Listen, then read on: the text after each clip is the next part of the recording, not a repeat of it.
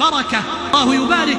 بعض الناس رزقه قليل ولكنك تراه منعما كأرباب الملايين، وبعض الناس رزقه كثير لا تراه إلا مغموما يخشى الدين، يخشى الفقر، يخشى المال، تهجم عليه الأمراض والأدواء والأسقام، فيتنقل من طبيب إلى آخر، ومن مستشفى إلى آخر، ومن سفرة إلى رحلة، ينفق المال ولا يتمتع به ولا ينتفع.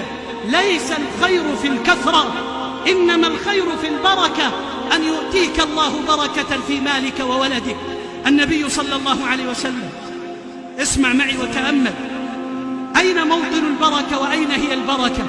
انظروا إلى حالنا اليوم، انظروا إلى حالنا، أموال تملأ الأرض، وإن كنا نرى مواطن يضيق عليها الحال ومواطن يزيد فيها الحال، فهذا خبث السياسة ولؤم العداء، ولكن الأرض مليئة بالمال.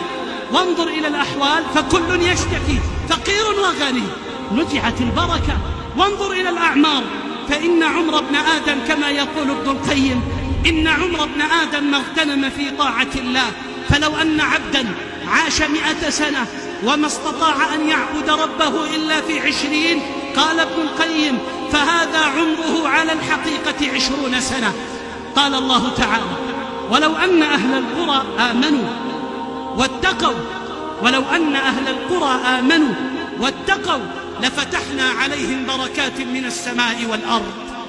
البركات أين هي؟ في الإيمان والتقوى والاستقامة على شرع الله.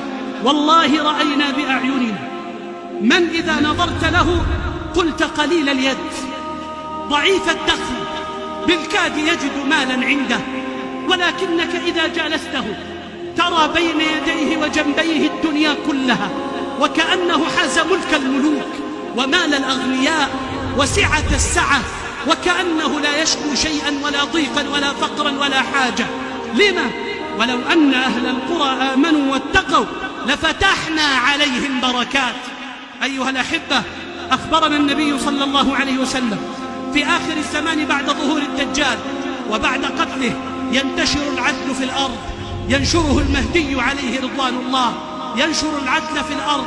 فلما ينتشر العدل في الأرض كما في صحيح مسلم يأمر الله عز وجل السماء أن تمطر، فما يبقى بيت مدر ولا بوبر إلا ويكن من هذا المطر. ثم يأمر الله الأرض أن تخرج بركتها، أن تأخذ ماءها وأن تخرج بركتها. اسمع، لما ينتشر الإيمان والاستقامة والعدل بين الناس، والعدل بين الناس